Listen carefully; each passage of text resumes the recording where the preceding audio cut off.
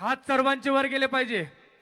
छत्रपती शिवाजी महाराज की, छत्रपती शिवाजी महाराज की, छत्रपती संभाजी महाराज की, छत्रपती संभाजी महाराज की.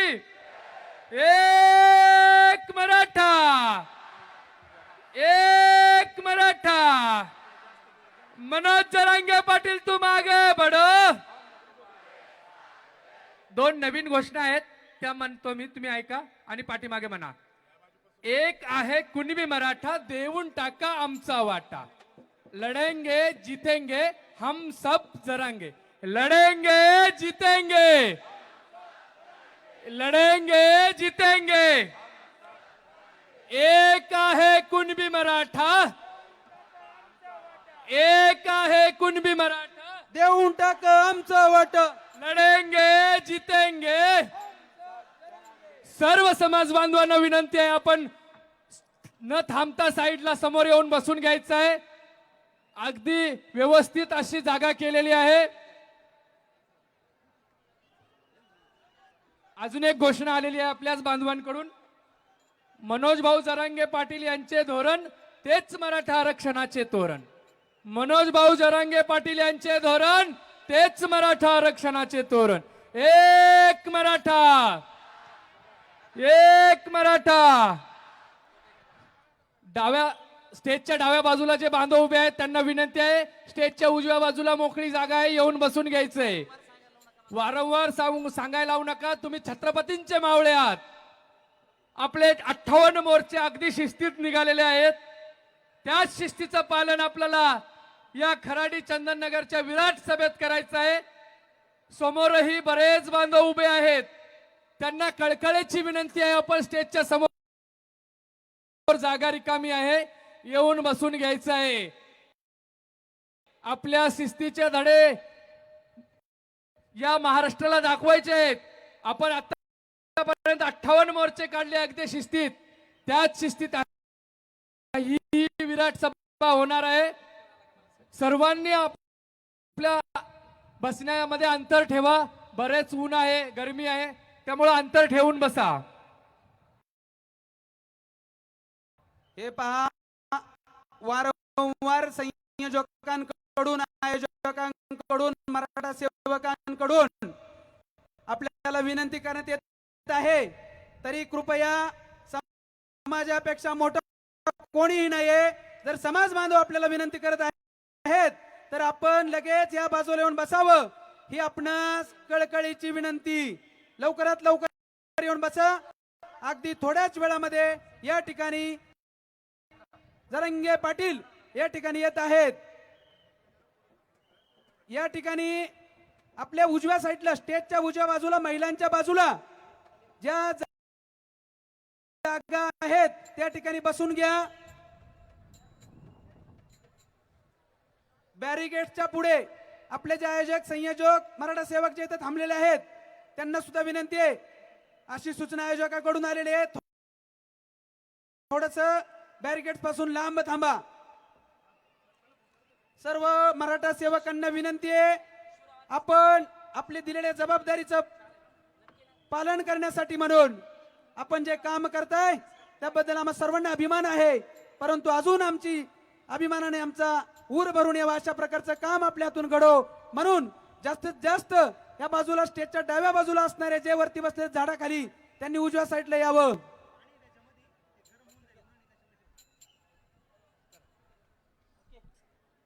फक्त स्टेजच्या जे समोर बॅरिकेड समोर उभे आहेत, महिला मागे बसलेले आहेत, त्या माता भगिनींच्या विनंतीला मान देऊन आपण खाली बसायचं आहे. ते कार्यक्रम पाहण्यासाठी बसलेले आहेत, त्यांच्या समोर आपण उभे आहात, कृपया विनंती आहे. महाराज, पुणे सुपे परगणा प्रांत आपला जे आजचं आपण बघतोय सगळं जहागिरीत मिळाला. शहाजी राजेने बोलून घेतलं बाळराजेंना. स्वतःच्या प्रशिक्षणामध्ये, स्वतःच्या देखरेखीखाली युद्ध शस्त्र शास्त्रात पारंगत केलं. पुन्हा आपल्या जहागिरीत आले. आपल्या जहागिरीची पाहणी करत असताना शेतकऱ्यांचे, कष्टकऱ्यांचे खऱ्या अर्थानं त्रास महाराज बघत होते. अरे एरवी घोड्यांच्या टापा ऐकल्या की रयत पळत होती. कोण आले गनीम आले, कोण आले शत्रू आले. अरे आता घोड्यांच्या टापा ऐकल्या की रयत बांधावर येत होती. कोण आले, राजे आले. आणि असेच एके दिवशी खासा महाराज आपल्या जहागिरीची पाहणी करत असताना खऱ्या अर्थानं कुलवाडी भूषण का म्हटलाय, आमचा राजा हा शेतकरी राजा होता. शेतकऱ्यांचा कष्टकऱ्यांना न्याय देणारा राजा होता. छत्रपती शिवाजी महाराज जहागिरीची पाहणी करत असताना एक म्हातार बाबा धावत आला, प्रदीप दादा, आणि तो बोलता झाला, राजे थांबा राजे. राजे बोलते झाले, काय झालं बाबा. राजे बोले धीरानं घ्या. कसं घ्यायचं राजे, कुंपणानं शेत खाल्ला राजे, गावच्या पाटलांना पोरगी नासवली राजे. महाराज बोलते झाले, तो गावचा पाटील जिथं असेल तिथं जसा असेल तसा आमच्या समोर मुसक्या आवळून हजर करा. जेरबंद करण्या पाटील आला.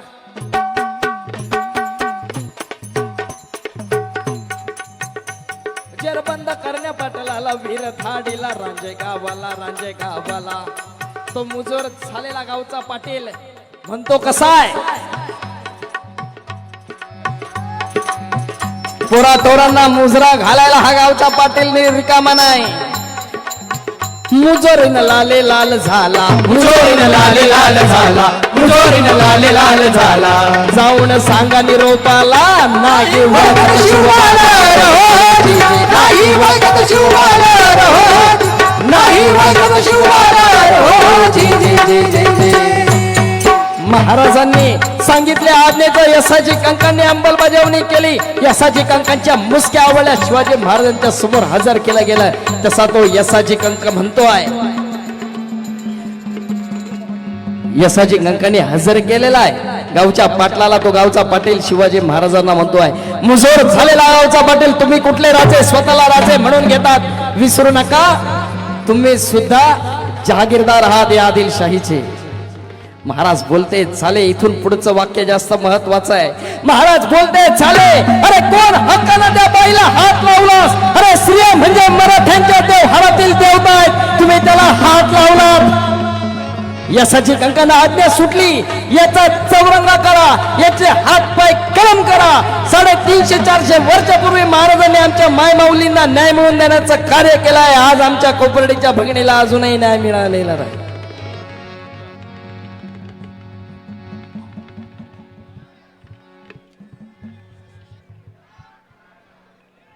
न्याय मिळालेला आहे, परंतु अजून अंमलबजावणी झाली.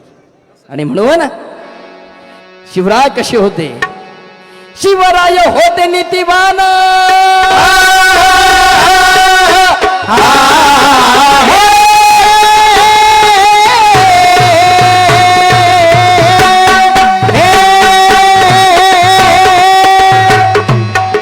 हे उदाहरण फक्त एकट्या कोपर्डीचं नाही, तर या महाराष्ट्रात आमच्या माय माऊलींवर जेवढे अन्याय अत्याचार होतात त्यांना सगळ्यांना न्याय मिळाला पाहिजे या अर्थानं, खऱ्या अर्थानं सर्व चाललेलं. शिवराय होते नीतिवान, तसे बुद्धिवान, तसे कीर्तिवान. परस्त्रियांचा केला सन्मान, परस्त्रियांचा केला सन्मान, परस्त्रियांचा केला सन्मान. असा होता तो राजा महान. शाहीर डोंगर करतो प्रणाम, शाहीर डोंगर करतो प्रणाम, शाहीर डोंगर करतो प्रणाम. रांजाच्या पाटलाचे शब्द होते, तुम्ही कुठले राजे, स्वतःला राजे म्हणून घेतात. महाराजांनी स्वराज्य संकल्पना मांडली, नवे नवे सत्यात उतरायला सुरुवात केली. मराठे होणे स्वार,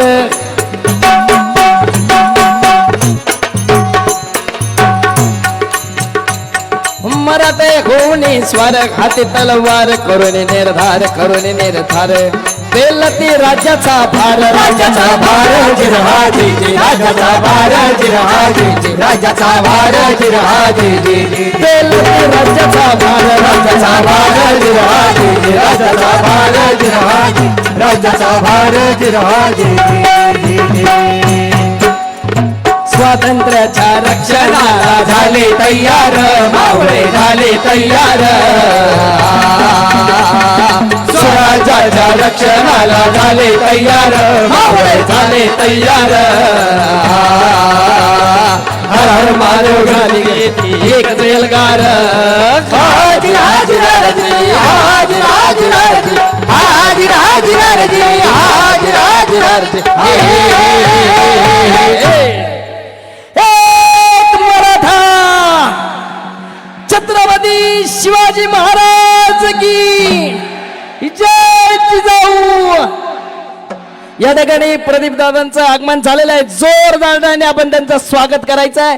ते आपल्याला संबोधित करणार आहेत. धन्यवाद.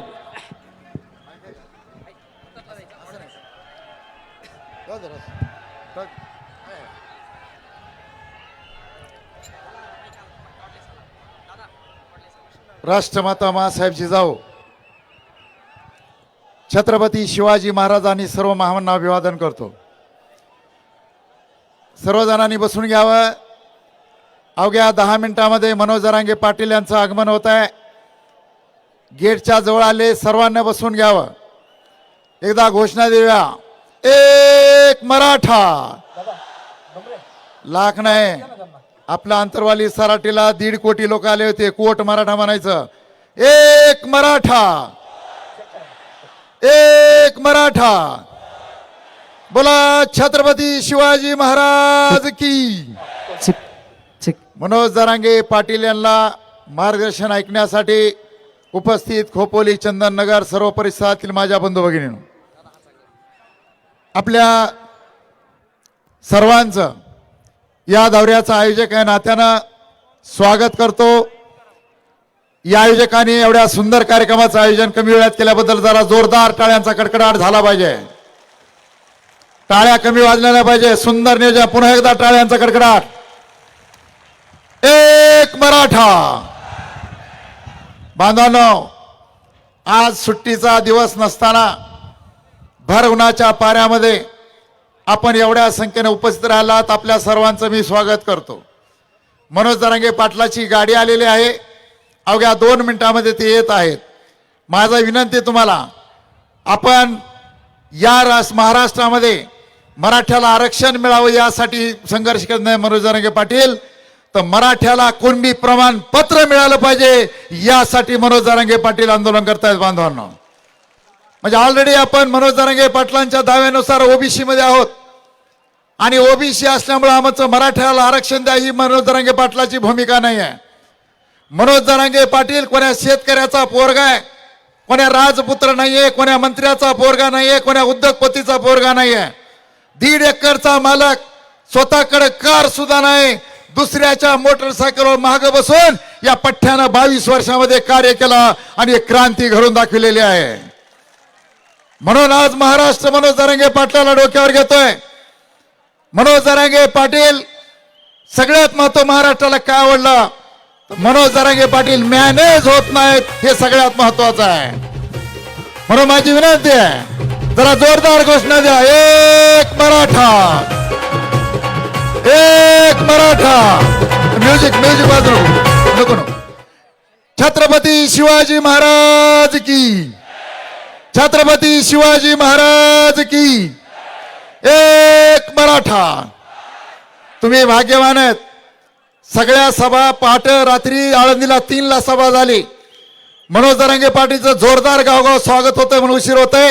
ही पहिली सभा असल्यामुळे राईट टाइम होती. टाळ्यांचा कडकडाट पुन्हा एकदा झाला पाहिजे. फक्त स्वागत होईल.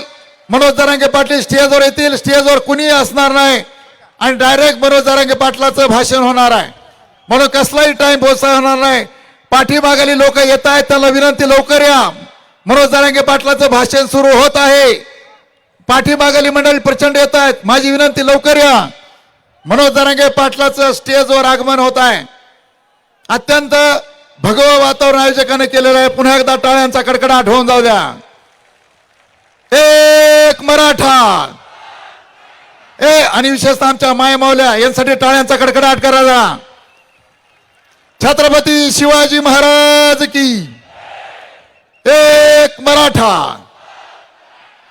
बोला जरांगे पाटलांनी किती तारीख दिली आहे सरकारला?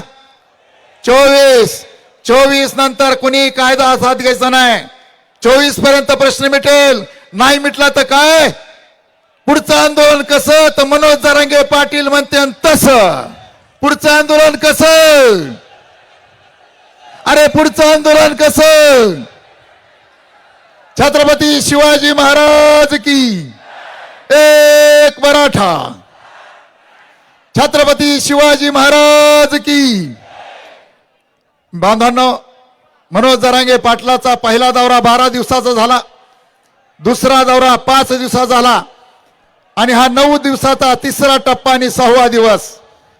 या 6व्या दिवसाला आपण एवढ्या संख्येने उपस्थित राहिलात. मनोज जरांगे पाटलाचं विचार मंचावर आगमन होत आहे. जरा उभा राहून टाळ्यांचा कडकडाट होऊन जाऊ दे. एकदा उभा राहा. एकदा छत्रपती शिवाजी महाराज की. छत्रपती शिवाजी महाराज की. एक मराठा. जरा जयगाव झाला पाहिजे. एक मराठा. बोला छत्रपती शिवाजी महाराज की. टाळ्यांचा कडकडाट जोरदार.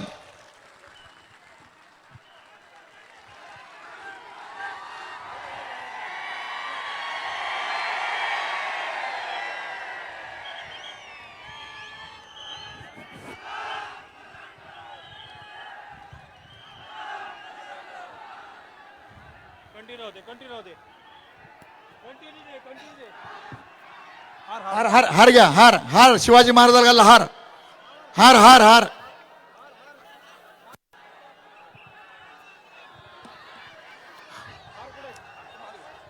इकडे पाठीमागे पाठी. कुठे दर्शन घेण्याचे?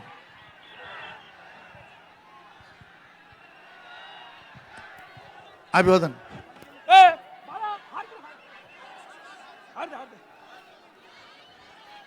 बोला छत्रपती शिवाजी महाराज की.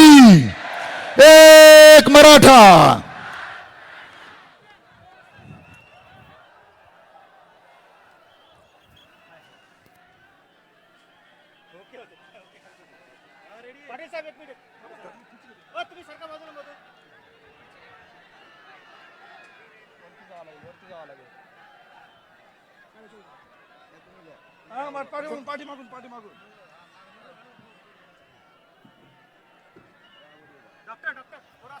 बोला छत्रपती शिवाजी महाराज की.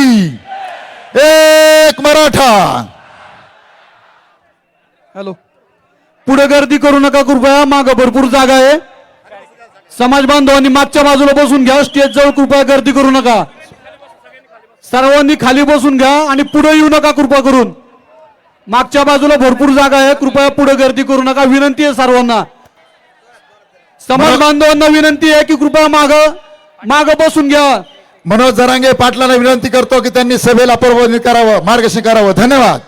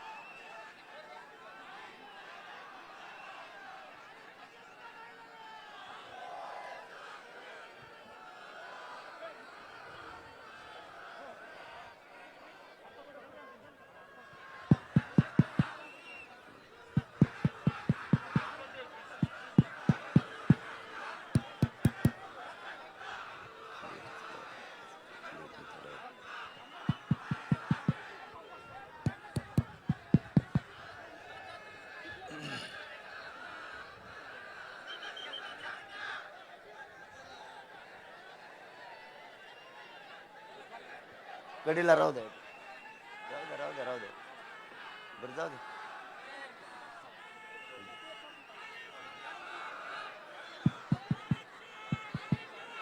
बस थोडं मागं घ्या.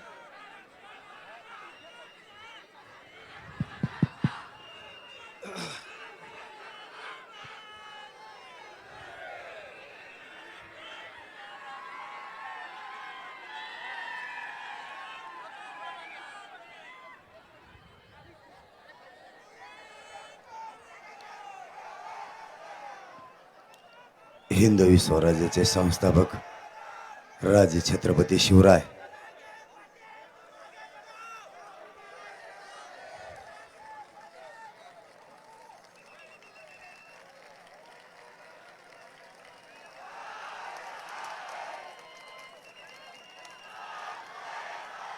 खराडी आणि पुणे शहरातील आणि परिसरातील जमलेल्या माझ्या तमाम मराठा बांधवांना माझा मानाचा जय शिवराय.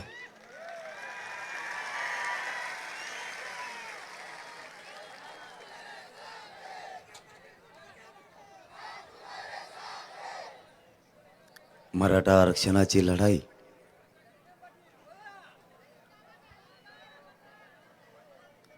खूप पिढ्यांपासून सुरू आहे.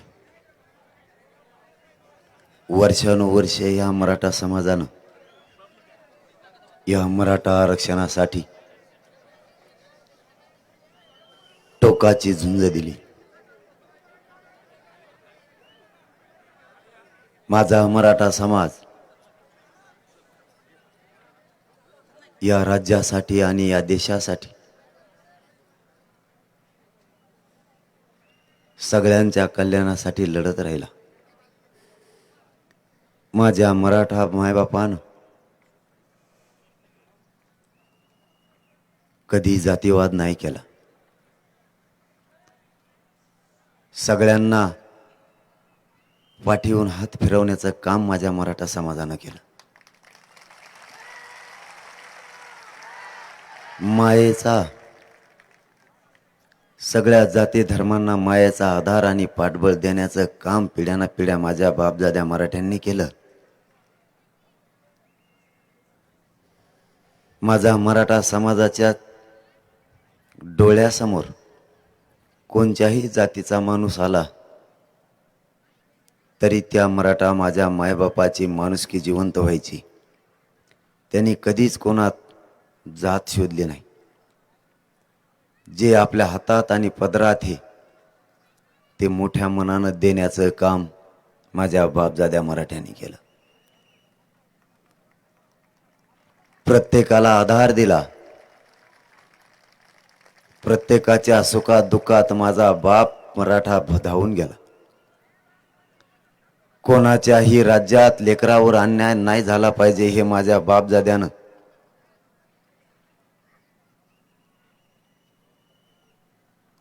काळजीपूर्वक बघितलं. स्वतःच्या लेकराला एक वेळाचं दिलं नाही, पण दुसऱ्याचं लेकरू उघड्या ओढ पडू दिलं नाही. त्याच्यावर मायेचं छत्र माझ्या मायबाप मराठ्यांनी धरलं.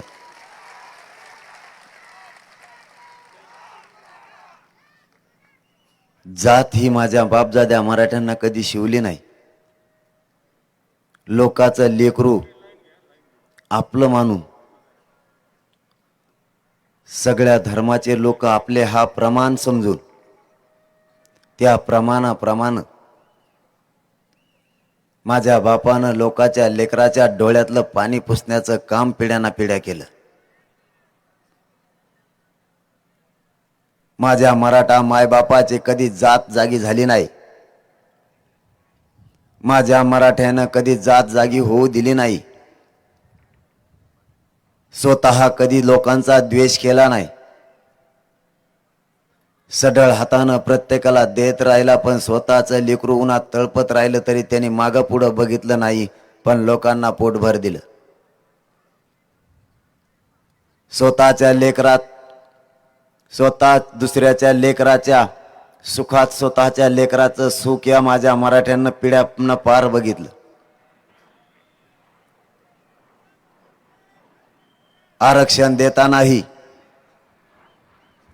कधीही भेदभाव केला नाही आणि कुणाला मिळालं आणि आम्हाला का मिळालं नाही याबाबत माझ्या मराठ्यांना कधी ब्र शब्दही काढला नाही. गोरगरिबांच्या लेकराचं कल्याण होणार असलं तर त्याला आडवं पडायचं नाही, ही माझ्या मराठा समाजाची प्रामाणिक भावना.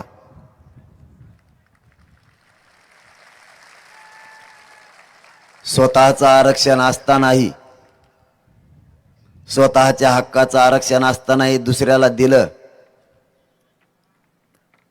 आपल्या डोळ्यासमोरून देताना बघितलं तरीही कधी म्हणला नाही की एक काळ असा येईल की माझ्या लेकराच्या डोळ्यात सुद्धा पाणी येईल, तुम्ही घेऊ नका. असा कधी शब्द माझ्या मराठ्यांनी काढला नाही. सगळ्याला देऊ दिलं. मराठा दिलदार मनानं का उभा राहिला. जरी माझा लहान भाऊ, जरी इतर समाजाचा व्यक्ती मोठा झाला, तरीही ज्या दिवशी माझ्या लेकराला गरज लागल त्या दिवशी मी ज्या ज्या जातीवरती, ज्या ज्या समाजावरती, ज्या ज्या लोकांवरती उपकार केला किंवा मायेचा आधार दिला, ते लोक माझ्या लेकरावर वेळ आल्यावर मदतीला धावून येते. म्हणून मराठ्यांना सढळ हातानं सगळ्यांना मदत केली.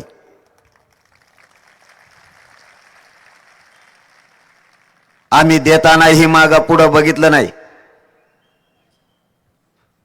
आणि आजही आमचा हात कधीही मागं सरकत नाही दुसऱ्यांना मदत करण्याबाबतीत. माझ्या मराठा समाजाचा विश्वास हा प्रबळ होता. हा दानशूर समाज ज्या काळी होता त्या काळी कोणालाही कमी न पडून देणारी या देशातली जमात म्हणजे मराठा समाज.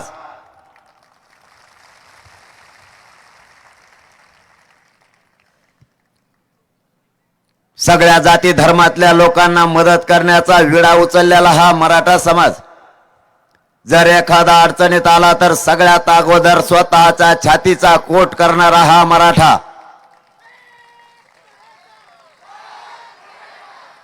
कधीही विचार केला नाही दुसऱ्याच्या लेकराला अडचण आली मी का जाऊ. जी शक्ती वापरायची ती शक्ती वापरून समोरच्याच्या डोक्यावर छत्र या मराठा समाजानं धरलं. प्रत्येकाच्या लेकराला न्याय मिळाला पाहिजे. कोणाचं हे लेकरू कधीही कमी लेखायचं नाही. हा संस्कार मराठ्यांनी राज्याला तर दिला पण स्वतःच्या लेकराला म्हणजे आम्हालाही तोच संस्कार दिला. जातीवाद करायचा नाही.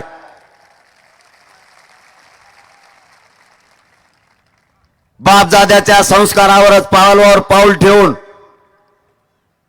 आत्ताही आपण त्याचप्रमाणे मार्गक्रमण करत आहेत. आपण आपल्या बापजाद्यानं घालून दिलेला संस्कार आपण त्यापासून आजही दूर गेलेलो नाही. याचबरोबर मराठ्यांनी 75 वर्षात जे जे पक्ष झाले, जेवढे या राज्यात पक्ष, त्या पक्षातील सगळ्या नेत्यांना मोठं करण्याचं काम माझ्या मराठा बापजाद्यांनी केलं. त्यांच्यातही माझ्या बापजाद्या मराठ्यांनी कधी जात बघितली नाही आणि आजही मराठा त्यांच्यामध्ये जात बघत नाही. ज्या ज्या पक्षातल्या नेत्यांना मराठ्यांनी मोठं केलं त्यांना यासाठी आपल्या बापजाद्यांनी मोठं केलं की हा आपला आहे, आपला म्हणून आपल्या बापजाद्यांनी यांना मोठं केलं. मराठ्यांना विश्वास होता कधी काळी जर माझ्या लेकराला मदत लागली किंवा अडचण आली तर हा धावून येईन म्हणून यांना मोठं केलं. आज आरक्षणापायी मराठा समाजाच्या घराघरातलं लेकरू वेदना आणि त्रास सहन करताय.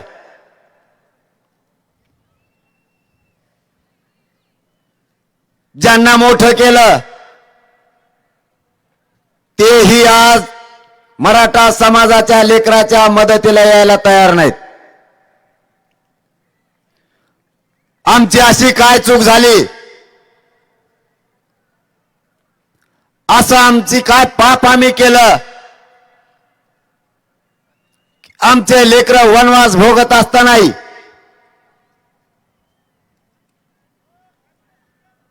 नोकरीच्या आणि उच्च शिक्षणाच्या शोधात वनवार हिंडत असतानाही आमच्याच बापजाद्यांनी ज्यांना मोठं केलं ते त्यांच्याकडे डुंकूनही बघायला तयार नाहीत. आमच्या बापजाद्याची नेमकी इथंच चूक झाली. यांच्यावर विश्वास ठेवला आणि त्यांनीच नेमका आपला घात केला.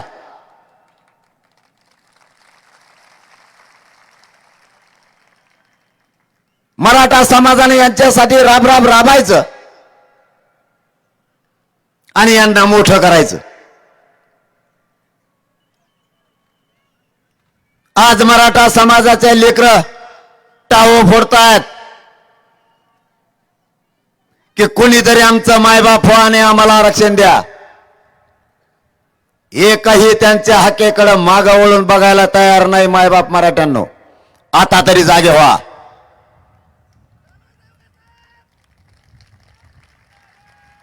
आपल्या लेकराचा आक्रोश ऐकायला या दुनियात कुणी नाही राहिलं.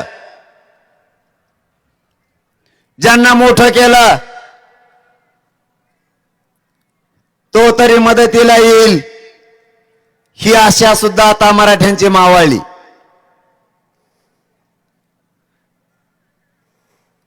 मराठ्यांनी मागं वळून जर बघितलं तर मदत करणारा पाठीमागे नाही. ज्यांना ज्यांना मदत केली तेही पाठीशी पाठीमाग नाही. समोर वळून बघितलं तर समोर ज्या बापजाद्यांनी यांना मोठं केलं तो आपल्या समोर उभा आहे आणि म्हणतोय मी तुम्हाला आरक्षण मिळू देणार नाही. मराठ्यांनो आता तरी वेळीच सावध व्हा.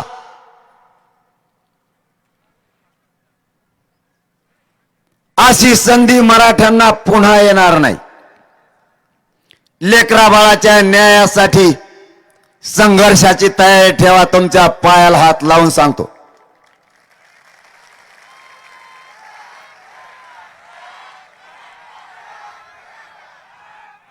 लेकराच्या पाठीवर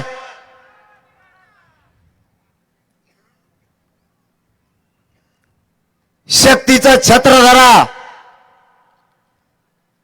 सगळ्यांनी विडा उचलला होता. मराठ्यांचे लेकरं मोठे झाले नाही पाहिजे आणि त्या षडयंत्रात ते यशस्वी झाले. 75 वर्षांपासून मराठ्यांना आरक्षण होतं. जे जे सत्ताधारी बनले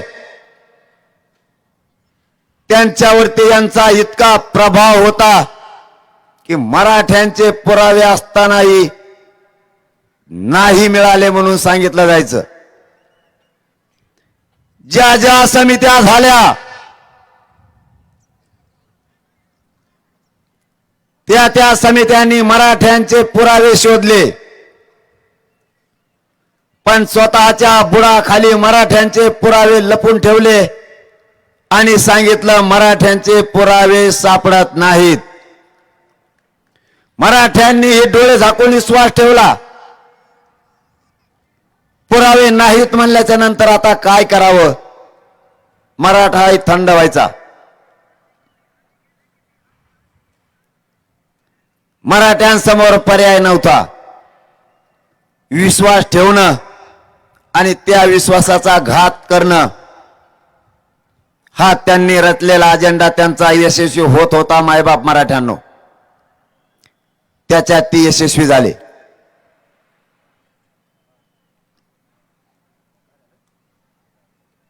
(1805) पासून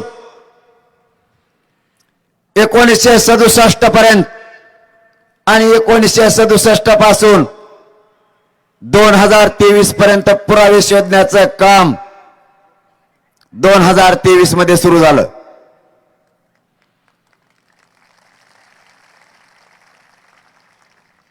आणि मराठ्यांचे 50% आत ओबीसी प्रवर्गात मराठा असलेले पुरावे सापडायला लागले.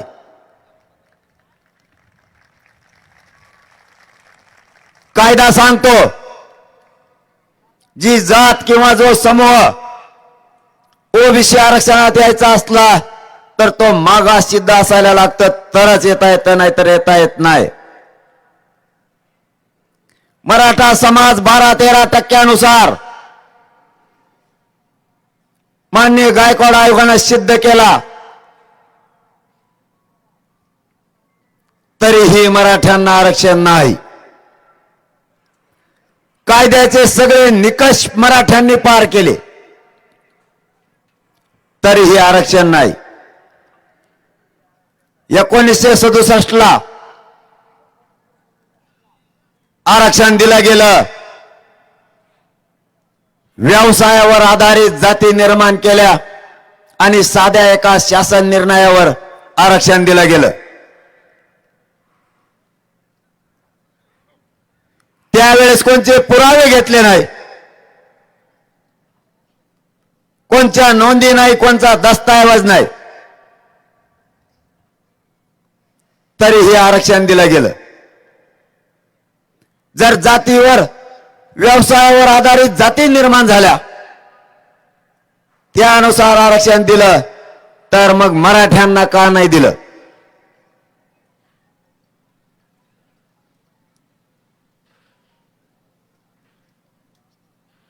विदर्भातल्या मराठ्यांचा व्यवसाय शेती,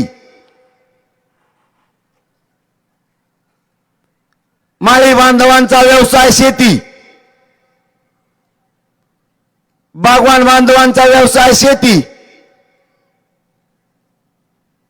अशा अनेक जाती की त्यांना व्यवसायावर आधारित आरक्षण दिलं. मग मराठ्यांना का नाही? माझ्याकडे एक मंत्री आलता,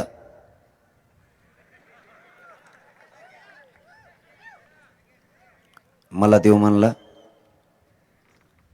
तुम्हाला ओबीसी आरक्षणात ओबीसी प्रवर्गात आरक्षण देता येत नाही, तुम्हाला कुणबी प्रमाणपत्र देता येत नाहीत. म्हणलं मग नको देऊ. पण मला एक प्रश्नाचं उत्तर दे, तुझी जात ओबीसी आरक्षणात गेली, कशाचा आधार घेऊन गेली? फक्त एवढं सांग.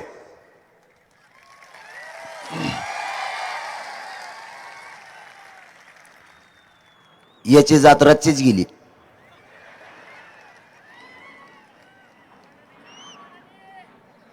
मंडल कमिशननं ज्या ज्या जाती आरक्षणामध्ये घातल्या त्या जातींची पोट जात म्हणून यांची जात रात्रीच आरक्षणात गेली आणि दुसऱ्या दिवशी नोकऱ्याला पण लागली.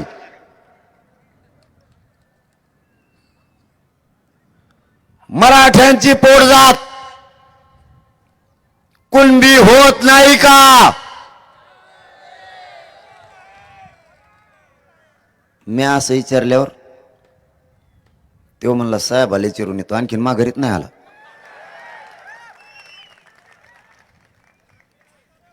मराठ्यांची फसवणूक करायची किती, यांना काही लक्षात आलं पाहिजे. आपलं त्यांचं असं ठरलं होतं, नितीन करीर साहेबांच्या अध्यक्षतेखाली महसूलचे मुख्य सचिव यांच्या अध्यक्षतेखाली एक समिती गठीत केली होती. त्यांना 3 महिन्याचा टाइम बॉन्ड केला होता की 3 महिन्यात टाइम लिमिटमध्ये आपण मराठा समाजाचे पुरावे शोधून आरक्षणाच्या बाबतचा अहवाल सादर करावा. 3 महिने पुरे झाले तरी त्यांना माहित नव्हतं आपण त्याचे अध्यक्ष आहेत म्हणून.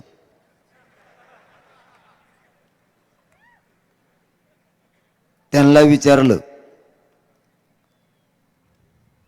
त्या समितीचं काय झालं ना अहवालाचं काय झालं? ते म्हणले, मला माहितच नाही मी अध्यक्ष आहे म्हणून. मराठ्यांच्याच बाबतीत असं का? त्यानंतर मुख्यमंत्र्यांनी पुन्हा वेळ वाढून घेतला आणि 1 महिन्याचा वेळ घेतला आणि सांगितलं आपण दुसरी समिती स्थापन करू, मराठा समाजाच्या नोंदी किंवा मराठा समाज आरक्षणात आहे का बघूया आणि मराठ्यांना आरक्षण देऊ. मायबाप मराठ्यांनो, समितीने काम सुरू केलं आणि मराठ्यांचे पुरावे मिळायला सुरुवात झाली. मला मिळालेल्या माहितीप्रमाणे मी आणखीन खात्री केली नाही, परंतु काल मला जी माहिती मिळाली त्या आधारावर मी तुम्हाला सांगतो. महाराष्ट्रात आतापर्यंत 29 लाख नोंदी मराठ्यांच्या सापडल्या.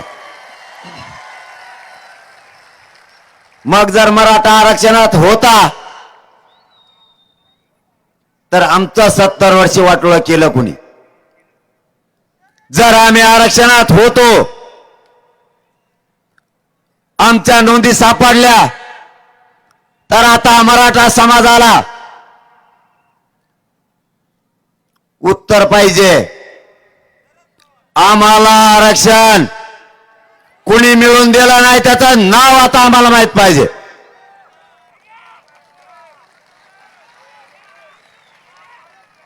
असतानाही कुणी लपून ठेवलं आणि माझ्या मराठा समाजाच्या लेकराचे मुर्दे पाडण्याचं काम कुणी केलं?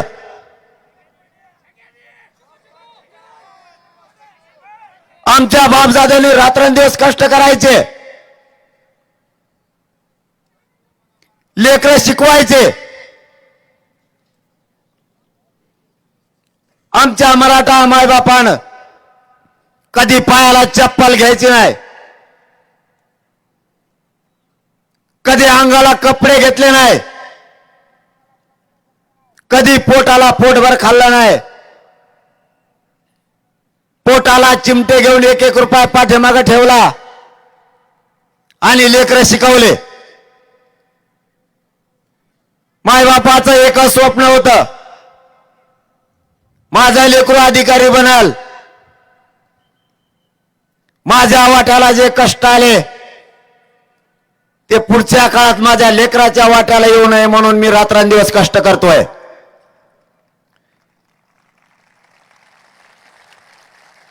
माझ्या मराठ्यानं कधीच पाऊस बघितला नाही, कधी चिखल बघितला नाही, रात्री शेताला पाणी देताना किती वेळ साप पायात आला हेही बघितलं नाही. रात्रंदिवस झुंजत राहिला, काबाड कष्ट करत राहिला. उद्देश आणि स्वप्न एकच, माझा लेकरू नोकरीला लागल्यावर आमचं घर सुखी होईल. लेकरानं हे ते स्वप्न बघितलं. माझ्या मायबापानं केलेल्या कष्टाचं मी चीज करील आणि माझ्या मायबापाचं स्वप्न मी साकार करील. रातपाट लेकरानं हे केली, अभ्यास केला, 95% पडलं तरी माझं मराठ्यांचं लेकरू घरी आलं नाही, नोकरीला लागलं. बापाच्या ही स्वप्नाची राख रांगोळी झाली आणि त्या लेकराचंही आयुष्य पूर्ण भविष्य उद्ध्वस्त झालं. जर हेच आरक्षण आम्हाला 70 वर्षापूर्वी दिलं असतं तर जगाच्या पाठीवर प्रगत जात म्हणून 1 नंबरला मराठ्यांचेच राहिले असती.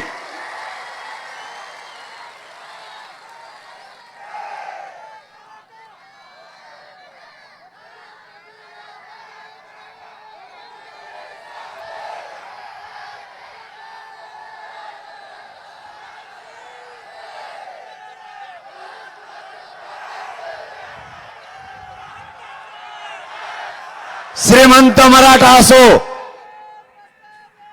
किंवा गरीब मराठा असो, त्यांना एकदा विचारून बघा, 1% जर लेकरू हुकलं तर लेकरू घरापर्यंत ढसा ढसा रडत यायला लागलं.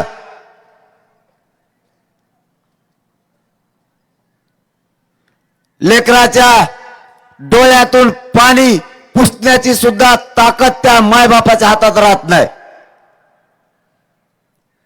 थरथरत्या हातानं त्या लेकराची समजूत काढायची.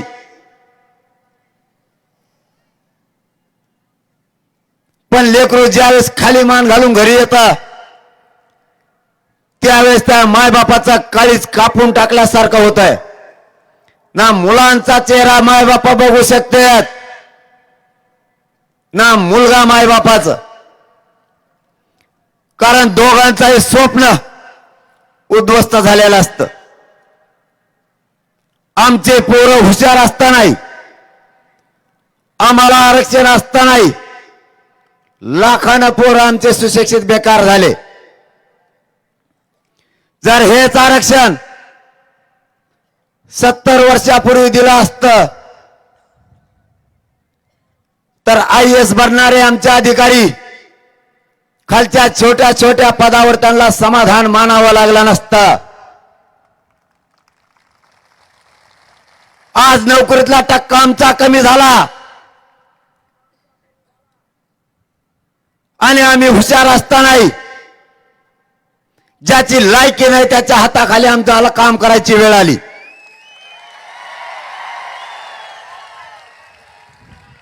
आम्ही कोणाची बरोबरी करावी इच्छित नाही, पण आम्ही कशात कमी नाहीत. आम्ही रात्रंदिवस अभ्यास करून आमच्या बुद्धीची प्रचिती आम्ही राज्याला आणि देशाला दाखवली. पण या आरक्षणापायी आमच्या लेकरांचे मुर्दे पडायला लागले. त्या वेदना आता आम्हाला सहन होत नाहीत. आता सरकारला सुट्टी नाही.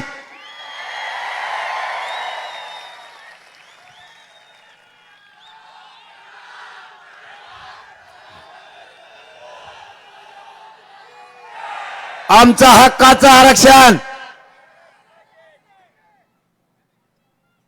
आम्हाला पाहिजे. आम्ही कोणाचं घेत नाहीत आणि आमचं मात्र आम्ही मिळवणार यात काही शंका नाही.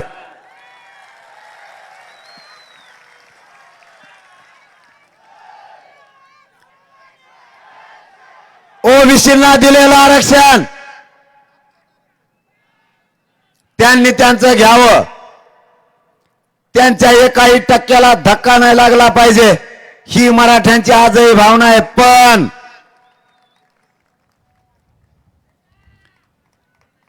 मंडल कमिशननं जितकं आरक्षण दिलं ते कायद्याच्या चौकटीत राहून दिलंय. कायदा सांगतो लोकसंख्येच्या प्रमाणात 50% आरक्षण दिलं पाहिजे. घटना सांगते लोकसंख्येच्या प्रमाणात 100% दिलं पाहिजे. 100% आरक्षण फक्त एससीला आणि एसटीलाचे. त्यानंतर कायद्याने दिलेले आरक्षण, त्यानंतर झालेले कायदे पारित त्यांनी लोकसंख्येच्या 50% प्रमाणात दिलंय. मंडल कमिशननं त्यांना खुर्ची द्या ना बसायला. खुर्ची द्या एखादी. मंडल कमिशननं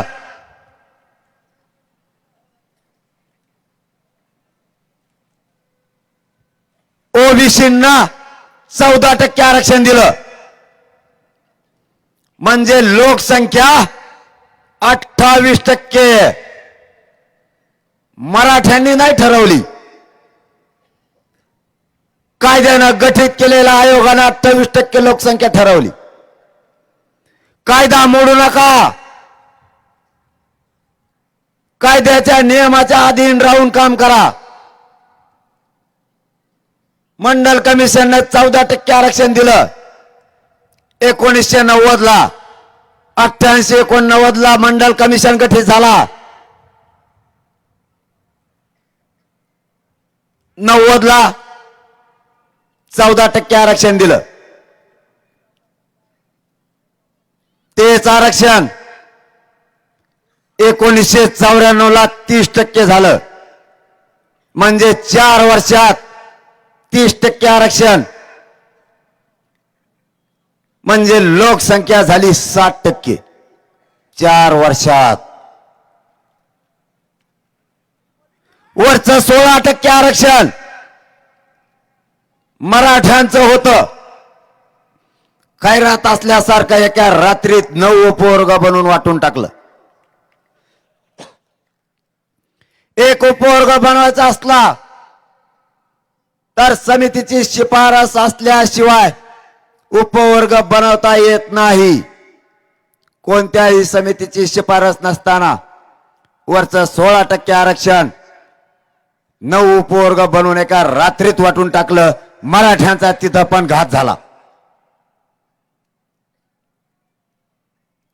तुम्ही नुसते झोपा. तुमच्या डोळ्यात एकटा आरक्षण नेलं आणि नुसतं म्हणता पोराला आरक्षण नाही, नोकरी लागाना, त्याला उच्च शिक्षण मिळाना, आणि तुम्ही नुसतं लिंबा झाडाखाली झोपा. होऊन द्या वाटोळे पोरायचे. मजा बघा नुसती. रेटून खाता आणि झोपाता. आणि पोरांचे पडून द्या मुर्दे. जाऊ दे उस तोडायला आपले पोरं. सरकारला आपण प्रश्न विचारला,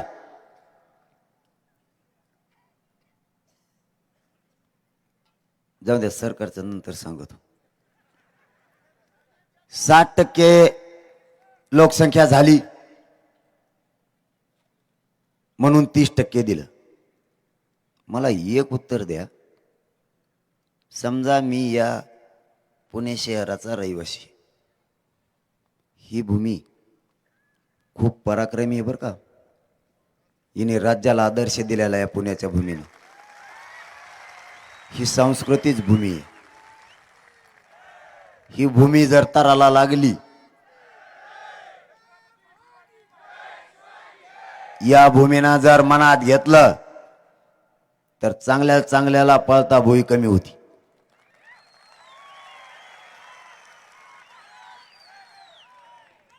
मी या पुण्या शहराचा रहिवासी असं ग्राह्य धरा आणि मी म्हणलो तिथल्या सरपंचाला 1990ला, भाऊ मग 4 सदस्य येतं, त्याची ग्रामपंचायतला नोंद करून घे. त्यांनी 90ला घेतली. परत 4 वर्षांनी गेलो, सरपंच तेव्हाच होता. त्याला म्हणलं भाऊ मग 60 सदस्य आहेत, एवढी नोंद करून घे ग्रामपंचायतला. मी काय फॅक्टरी टाकली का 4 वर्षात 60 सदस्य व्हायला? तुमची 4 वर्षात 60% लोकसंख्या झाली कशी? याचं उत्तर आम्हाला पाहिजे.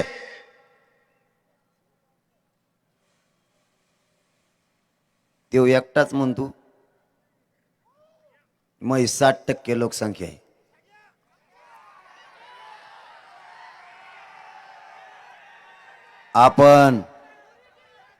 आपण कोणाचं नाव घेत नाही, कारण ती त्यांची लायकी नाही राहिली. आता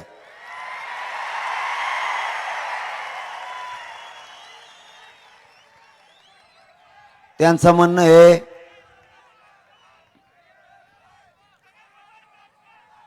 आमची लोकसंख्या 60%.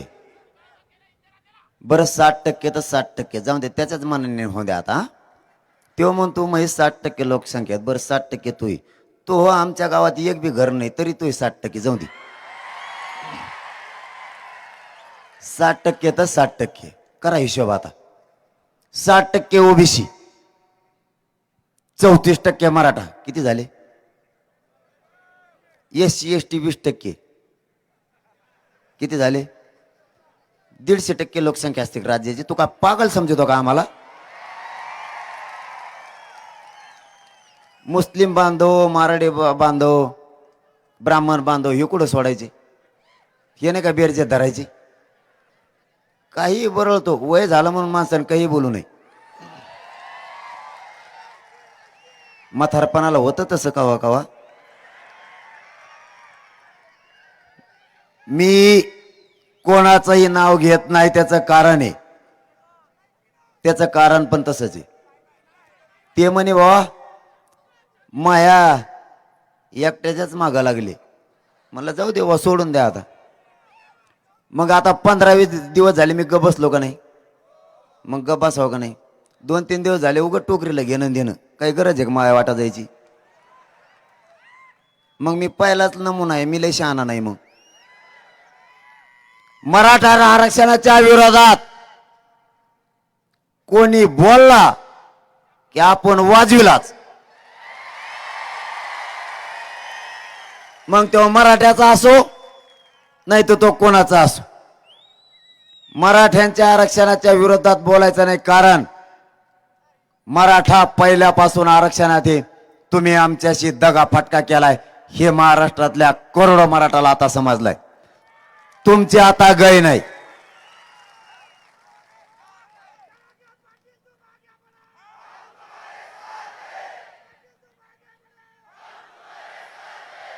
नोंदी सापडायला लागल्या आणि सरकारचं आपलं ठरलं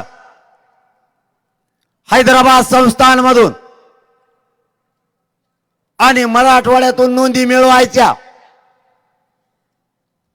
त्याच आधारावर मराठा आणि कुणबी एक असलेले आहेत असा कायदा पारित करायचा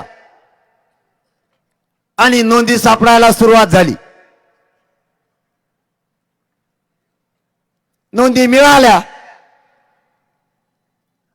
सरकारनं प्रथम अहवाल स्वीकारला, पण अहवालातून लक्षात आलं बहुतेक मराठवाड्यातल्या मराठ्यांना आरक्षण दिलं जाईल. मी या मराठा समाजाला मायबाप मानलंय, म्हणजे आम्ही मायलेकर झालो. ज्या समाजाला मायबाप मानलं त्याच्याशी मी गद्दारी नाही करू शकत. मुख्यमंत्री साहेबांना सांगितलं,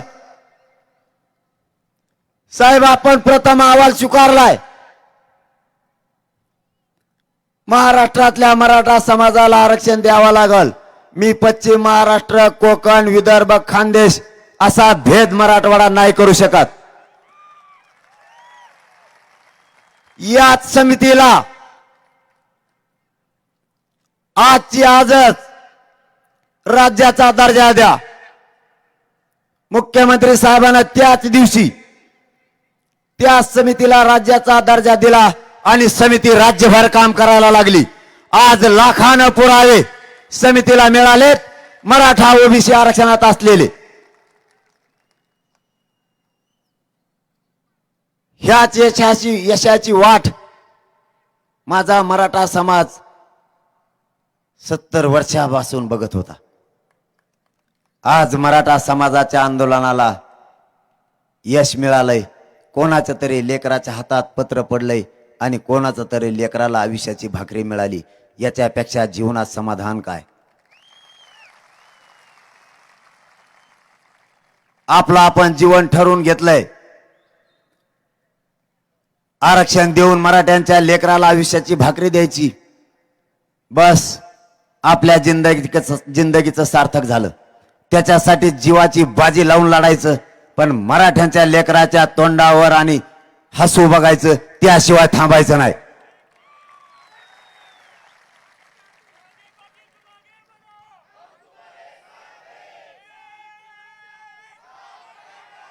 अहवाल सादर केला. प्रथम अहवाल सादर केला. आता दुसरा अहवाल हे महाराष्ट्राचा सादर होईल आणि महाराष्ट्रातल्या मराठा समाजाला सरसकट आरक्षण मिळणार याच्यात कसलीच शंका नाही. कारण वेळ आपण दिला नाही. वेळ सरकारनं आपल्याकडून घेतलाय. सरकारनं 24 डिसेंबर पर्यंत आपल्याकडून वेळ घेतला. आपणही तो मोठ्या मनानं दिला. कारण मराठा समाजाचं हित त्याच्यामध्ये. मराठा आणि कुणबी असलेले हजारो पुरावेत. जगद्गुरु संत श्रेष्ठ तुकाराम महाराजांच्या गाथ्यामध्ये हजारो पुरावेत. मायबाप मराठ्यांनो, आपल्याला दोन अंग आहेत, दोन. पहिलं अंग, आपण क्षत्रिय मराठीत लढायचं सुद्धा आपल्याला माहिती आहे. दुसरं अंग, आपण शेतकरी आहेत, आपण शेती कसून या देशाला आणि राज्याला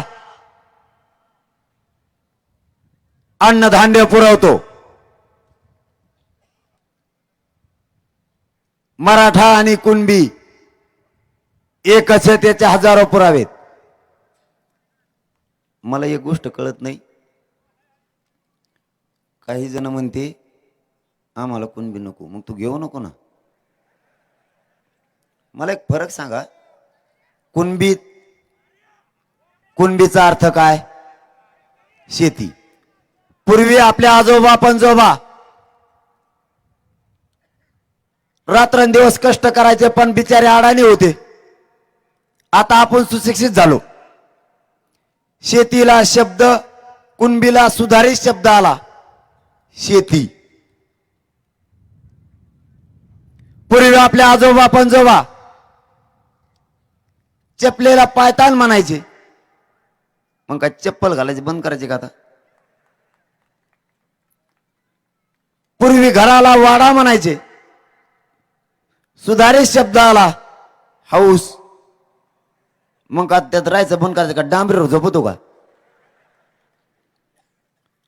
आणि तुम्हाला शेती हे प्रमाणपत्र घ्यायला किंवा शेती या शब्दाची लाज वाटती, तर तुम्ही वावरी का सगळं चंद्रावर राहायला जा. अडचण काय? फक्त बहाणे. गोरगरिबांच्या लेकरांचं कल्याण व्हायची वेळ आली की काहीतरी, असे बरेच जण आहेत, एक दोन नाहीत, चांगले 60-70 जण आहेत. टोळीची ती, एक झालं की एक झालं की एक झालं की एक, बारी बारीने सुरू करतात. पण आपण सगळ्याला टिकेलं भाऊ. हो, एक बी उभा ठेवला नाही असा, कारण मी खानदानी तुमच्या रक्तामासाचा आहे, बदलणार नाही.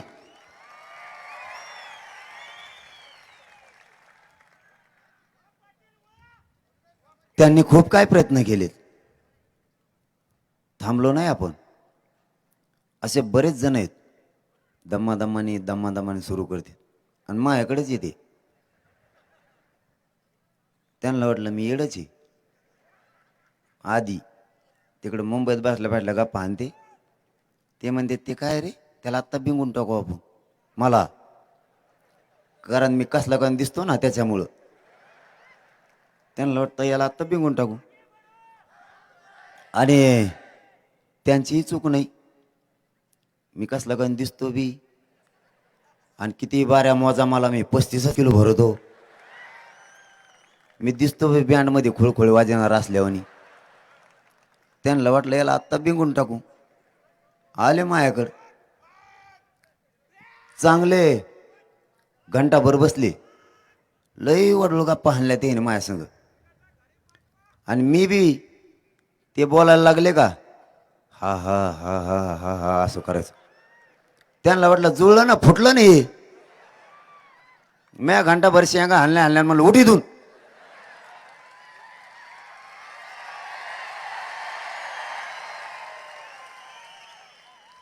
तो हनुमा नाही जमणार म्हणलं, इथं आरक्षणच लागतं. बाकीच्या गप्पा हाणायच्या नाही. ते गेले 2-4 दिवसांनी दुसरी टीम आली आहे मातंबराची. मला लय उशिरा कळालं यांच्यात मातंबर असतात म्हणून. मातंबराची टीम आली, मायापाशी बसले, बऱ्याच वेळ गप्पा आणल्या. असं करतात तसं करतात, ते खूप छान असतं, हे खूप असं असतं, त्यांना तसे म्हणतात, यांना असे म्हणतात. बरं म्हणलं ठीक आहे, पुढं काय, पुढं सांगा पटापटा. काहीच बोला ना. मग तसं म्हणल्यावर मला म्हणले कोपऱ्यात चला. म्हणलं कोपऱ्या फिपऱ्यात येत नसतो म्हणलं मी. म्हणले मग कानात बोलू. म्हणलं मग व्यासपीठाच्या खाली व्हायचं. कारण हे पवित्र मराठ्यांचं व्यासपीठ आहे. आरक्षण द्यायचं का नाही इथं सांगायचं, कापऱ्या कोपऱ्यात नाही. त्यानंच माझ्या मराठ्यांचा आतापर्यंत घात झाला, आता नाही. मग परत माघारी गेली. एक मातमरतला मुकादम आला आणि तो इकडं आल्यावर ते काय ब्रेकिंग न्यूजच होत होत्या. ते म्हणे मराठीचे जेव्हा फोन सुरू झाले मला महाराष्ट्रातून, ते म्हणले पाटील ही मोकळा माघारी जात नाही बरं का, लय बेकार आहे, ही काहीतरी करूनच जातो. म्हणलं माझ्या टप्प्यात तर येऊ दे एकदा. ते बी माघारी गेले. काय डाव टाकाव काय डाव टाकाव असं सुरूच षडयंत्र. एक दिवस काय झालं,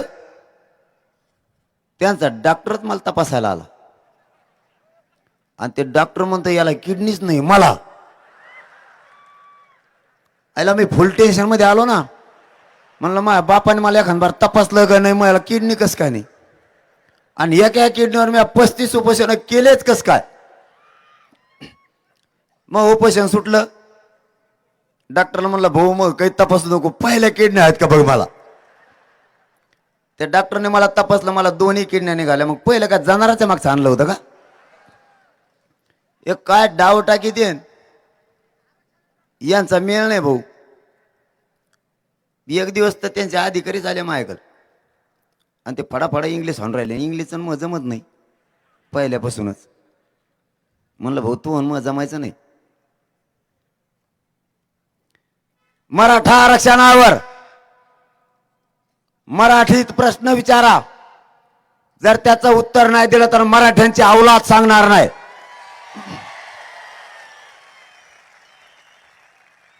मग म्हणले असं काय जुळायचा अंदाज दिसत नाही, हे लय निबार माथ्याच आहे, हे फुटत नाही, हे व्यासपीठाच्या खाली येत नाही, बसलं की चिकाटल्याने जागेवर बसत आहे. त्यांना कसे लागतात बहुतेक, उठ म्हणलं की उठणार आणि बस म्हणलं की बसणार. आणि मी मराठ्यांची मरेपर्यंत गद्दारी नाही करू शकत. हे खरं दुःख नाही. त्यांनी मला शत्रू मानायला सुरू केलं आणि विरोधकांनी शत्रू मानायला सुरू केलं. मी काय चूक केली. माझ्या मराठ्यांच्या लेकराच्या मनातल्या वेदना, माझ्या मराठा समाजाच्या अडीअडचणी मी मांडायला सुरुवात केली. मी काय चूक केली. सगळे जणांनी एकच ठरवलं आणि मला शत्रू मानायला लागले. पण मी भेट नाही, कारण यांना संताजी धनाजी सारखा जर मी पाण्यात दिसायला लागलो त्याला मी काय करू. माझा मराठा समाजच तुम्हाला दिसायला लागला त्याला मी काय करू. आमच्यावर अन्याय झाला, आता सुट्टी नाही.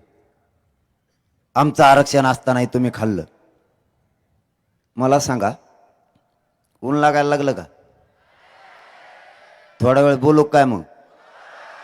उदाहरणार्थ या पुण्यामध्ये 1 तास म्हणलं मग कार्यक्रम होईल ना.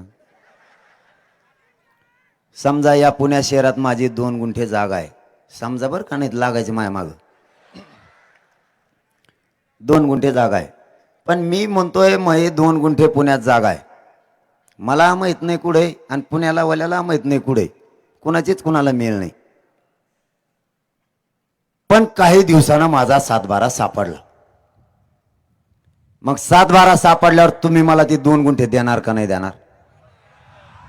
मग तुम्ही दादागिरीनं जरी ती बळकिलेली असली तरी ती द्यावी लागणार.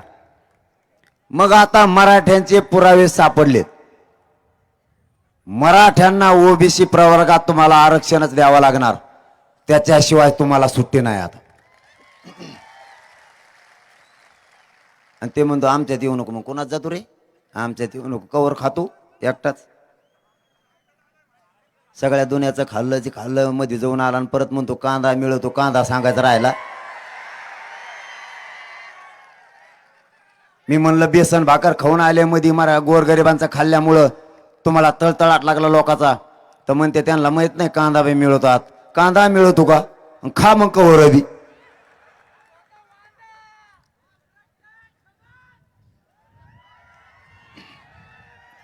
मी प्रामाणिक मतानं सांगतो, छगन भुजबळ साहेब म्हणून तुम्हाला आमचा विरोध नव्हता, अजिबात विरोध नव्हता. तुम्ही आम्हाला डवचिलं, आम्ही तुम्हाला मानत होतो. तुमची आणि आमची वैचारिक लढाई होती. माणसाचा वैचारिक विरोध असावा, वैचारिक विरोध असला पाहिजे. तुम्हाला व्यक्ती म्हणून आमचा विरोध नाही आणि नव्हता सुद्धा. तुमच्या विचाराला आमचा विरोध होता. तुम्ही मराठा आरक्षण याला विरोध केला म्हणून आमचा तुम्हाला विरोध होता. काल या 4 दिवसात तुम्हाला आता व्यक्ती म्हणून सुद्धा आमचा विरोध आहे. कारण तुम्ही सगळ्या सीमा पार केल्या. घटनेच्या पदावर बसून त्या पदाची गरिमा सुद्धा तुम्हाला राखता आली नाही. जो माणूस घटनेच्या पदावर बसतो त्या माणसाकडं या राज्याचं पालकत्व असतं. त्यांनी त्या पदाची आणि कायद्याची गरिमा राखायची असती. 35-40 वर्ष झाले आपण सत्तेत आहात, तरीही मराठ्यांच्या विषयी एवढी विषारी आणि आकाशाची भावना तुमची का? कायदा सांभाळणारे कायदा पायदळी तुडवायला लागले.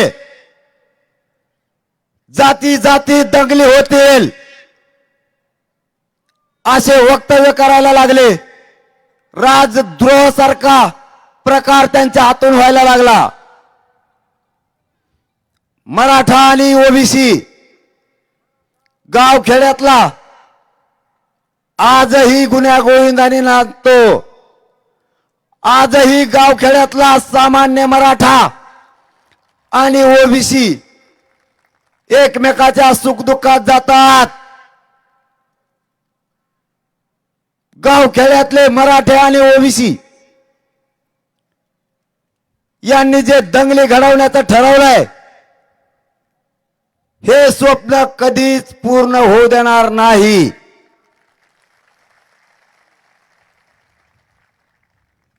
सत्तेचा आणि पदाचा गैरवापर करून कायदा पायदळी तुडवला. परंतु जशा जशा मराठ्यांच्या नोंदी सापडायला लागल्या, तसा तसा गाव खेड्यातला ओबीसी बांधव जाहीरपणानं बोलायला लागला. जर मराठ्यांच्या नोंदी सापडल्या असतील तर मराठ्यांना आरक्षण दिलं पाहिजे, आपल्या नेत्यांना विरोध नाही केला पाहिजे.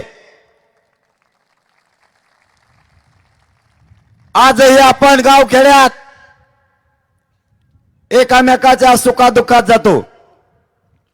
लग्नाला जरी निघालोत तरी दोघही 50-50चं पेट्रोल मोटरसायकल आजही टाकतात.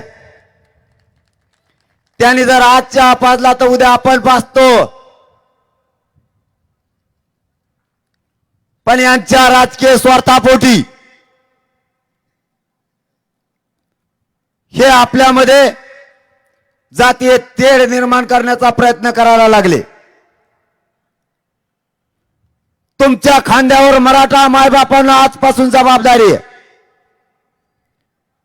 यांनी किती तेढ निर्माण करण्याचा प्रयत्न केला तरी आपण शांत राहायचं.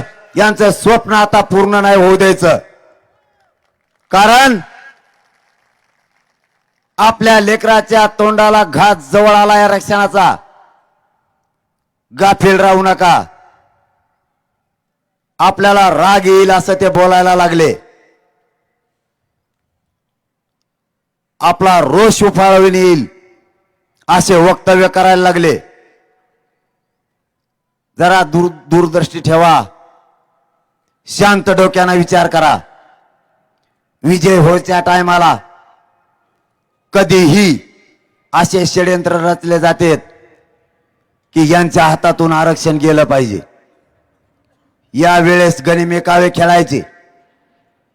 आपल्या हातातून आरक्षण जाऊ द्यायचं नाही. विजयाचा सुवर्णक्षण जवळ आलाय. मराठ्यांना आरक्षण देण्यासाठी शांत राहा. कारण मला इतका बोललाय, मी वाचेल बघितलं नाही आणखी, मला टाइम नाही. मी शपथ खरं सांगतो, मला खोटं बोलायची सवय नाही. ते लय बराळलंय, पण मला बघायला वेळ नाही मिळाला. मी असा नमुना आहे, मला नाही बोललं तरी मी सोडित नाही. मला बोलणं म्हणल्यावर तो कार्यक्रमच संपला पुढच्याचा. मी शांत फक्त एवढ्यासाठी आहे की मला माहिती 70 वर्ष माझ्या लेकरानं, मराठ्याच्या पोरानं या आरक्षणापायी खूप वेदना आणि त्रास सहन केलाय. आणि दिवस जवळ आलेत. आपण संयम धरावा म्हणून मी संयम धरलाय. नाही तर मी इतका नमुना आहे. मग मी खरं ते तुमच्या समोर बोलतोय. मी बळच पचविलंय. ते पचवण्याचं कारण आपल्या लेकराला आपल्याला आनंदात बघायचंय. आपलं लेकरू ही सावलीत बसलं पाहिजे, याच्यासाठी दम धरणं गरजेचं आहे. त्यांच्या लक्षात आलं मराठा ओबीसी आरक्षणात गेला, हे त्यांच्या पक्क लक्षात आलंय. मग आता काय करायचं? जातीय तेढ निर्माण केल्याशिवाय पर्यायच नाही. मग मराठे आणि ओबीसी इकडं झुंजायला लावायचे आणि यांचं लक्ष सगळं या झुंजीकडं वळवायचं आणि आरक्षणापासून यांचं ध्येय हटवायचं. हे यांचं षडयंत्र आहे. मराठ्यांनो सावध व्हा. यांचं षडयंत्र यशस्वी होऊ द्यायचं नाही. मराठा बांधवांनी आणि ओबीसी बांधवांनी एकमेकाच्या अंगावर अजिबात यायचं नाही. आरक्षण मिळतंय, तुम्ही काळजी करू नका. या शांततेच्या आंदोलनात इतकी शक्ती आहे. हे शांतीचं ब्रह्मास्त्र पेलण्याची ताकद या देशात आणि राज्यात कोणातच नाही. या शांततेच्या आंदोलनानंच मराठा आरक्षण निर्णयाच्या प्रक्रियेत आणलंय. भावांनो, सरकारच्या टेबलवर फक्त आणि फक्त मराठा आरक्षणाची सध्या फाईल आहे. दुसरं काहीच काम नाही. आपला मराठ्यांचा विजय होणार. फक्त संयम धरा आणि शांत राहा. ते कसं देत नाहीत ते आपण बघू. फक्त ह्या एकट्याचा डाव यशस्वी होऊ द्यायचा नाही. त्यांच्या व्यासपीठावर किती गेले हे महत्वाचं नाही. कारण जाणारे नाविलाज म्हणून गेलेले बांधव होते. खरा नाद याला एकट्यालाच. लोकांच्या लेकराचं वाटोळं करायचा नाद फक्त एकट्याला आहे. बाकीच्यांना नाही. ते नाविलाज म्हणून गेलेत. तशा क्लिप सुद्धा फिरल्यात असं म्हणतात बरं का. मी खरंच सांगतो, मला बघायला वेळ मिळाला. कारण मी सकाळी जर 8ला सुरू केलं तर मला 5 वाजत. रात्री आळंदीत 4 वाजता कार्यक्रम संपला आणि आम्ही 5 वाजता जेवलो आणि लगेच कोणतरी आनंद म्हणला सूर्य उगला. झोप नाही, काहीच नाही. काल इतका दमलो होतो, बिना चपलेचा मी रायगड न थांबता चढलो. काल न थांबता. आणि उतारलो सुद्धा न थांबता, आणि ते पण पायात चप्पल न घालता. तरीही जशाला तसंच माझ्या लेकरांना आणि माझ्या लेकरांना न्याय मिळाला पाहिजे म्हणून रातपाटचा सुद्धा मी विचार नाही केला. रातपाटचा सुद्धा विचार नाही केला. रात्रंदिवस फिरतोय. सकाळी उठलो असाच पुन्हा मायबाप मराठा समाजाच्या या जनतेत आलोय. मला डॉक्टरने सांगितलं, कारण पहिलं उपोषण झालंय 17 दिवसाचं, दुसरं झालं 9 दिवसाचं. डॉक्टरने सांगितलं तुम्ही आता 2 महिने आराम करा. मला माहित होतं नाही नाही, डॉक्टर आपला घरचा आहे. मी त्यांच्या डॉक्टराकडे जातच नाही. त्यांच्या डॉक्टरवर आपला भरोसा नाही. ते तर मला म्हणत होते कोणकडे चल. त्यांचा डॉक्टर परत एखादी किडनीच नाही म्हणायचा मला, तिसरीच. त्यांनी सांगितलं तुम्ही आता आराम करा. मला माहित होतं आपण जर आराम केला मराठ्यांच्या पोराचं वाटोळं झालं म्हणून समजा. हीच वेळ आहे आता कष्ट करून रात्रंदिवस मराठा समाजात जागृती करून मराठा समाजाच्या लेकराला आरक्षण मिळवून देऊन आयुष्याची भाकरी द्यायची हीच वेळ आहे. म्हणून मी रात्रंदिवस फिरतोय. मला माझं शरीर सध्या साथ देत नाही. उपोषणच इतके झाले की प्रचंड. माझी तुमच्याकडे फक्त एकच विनंती, त्यांनी मला किती शत्रू मानलं तरी मी त्यांना भेट नाही. फक्त तुम्ही आपली एकजूट फुटू देऊ नका. आणि ते माझं ते काही करू बी शकत नाही. कारण माझ्याजवळ काही नाही बी. मग काय करते ते? माझ्या घरावर सिमेंटाचे पत्रे ते भंगारात बी विकत नाही. आणि ते काय करणार आहेत? मग मी भेट नाही. त्यामुळं ते माझ्या संग डोकं बी लावित नाहीत. कारण आपण तुम्ही टी व्हीला बघता ना, आपलं समोर असतं. इथं बोलायचं का बोलायचं फुल टेन्शनमध्ये येते. तिकूनच ठरीत येत. जरा बाजूला येतान का, तिथं कोण कोणी सांगता का. इतकं म्हणजे आपलं मराठा आरक्षण सोडून बोलायचं म्हणलं का आपलं जमतच नाही. कारण आपल्या बऱ्याच गोष्टीचं आपलं जमत नाही. पैशाचं आपलं जमत नाही, इंग्लिशचं आपलं जमत नाही, पदाचं आपलं जमत नाही. आणि ते म्हणतात मग याला आरक्षणच द्यावं लागेल आता. कारण आपल्यापाशी दुसरा पर्यायच नाही. कारण आपल्याला लागतीच अर्धी भाकर. त्यामुळे तिथं पैशाचा उपयोग होत नाही. मी आत्ता बी जमिनीवर हिंडतो, डोक्यात हवा शिरून दिली नाही. नसतं आजकाल असं आहे, एखाद्या आमदारानं जर खांद्यावर हात टाकला ना, भाऊ दुसऱ्या दिवशी माणसं एकमेकाला नीट बोलतच नाहीत.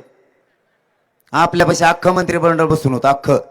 पण एक इंच ही नियत मी माझ्या समाजासाठी ढळू दिली नाही. कारण या मराठा समाजाला मायबाप मानलंय. या समाजाशी गद्दारी करणारी पैदास माझी नाही. मेलो तरी हरकत नाही, पण एक इंच ही माग सरकारणार नाही. हा मुलगा म्हणून शब्द आहे तुम्हाला. फक्त तुम्ही 2-3 कामं करा. मी माझ्या समाजाच्या शब्दाच्या पुढे जात नाही. तुम्ही फक्त 2-3 कामं करा. मला एक सांगा, सगळ्या पक्षातले म्हणतो आम्ही, तुम्ही यांना मोठं केलं. हे पहिल्यांदा लोकांच तिथं रोजाने कामाला जात होते. यांना तुम्ही मोठं केलं. याचे जवळ गाडे झाले, बंगला झाला, पैसे झाले, याचे पोरं परदेशात शिकायला गेले. आणि तुम्ही त्यांना साहेब म्हणायला लागले. साहेबाचा बाप तुम्हीच मोठा केला, साहेब तुम्हीच मोठा केला. आता साहेबाचं पोरग तुम्हालाच मोठं करायचं. ते झालं तुमच्या जीवावर मोठं. तुम्ही का केलं? की एक दिवस माझ्या लेकराला अडी अडचण आली तर ह्यो मदतीला येईल. तेव्हा आला नाही मदतीला. काय वाजत तरी आरक्षण आलं काय?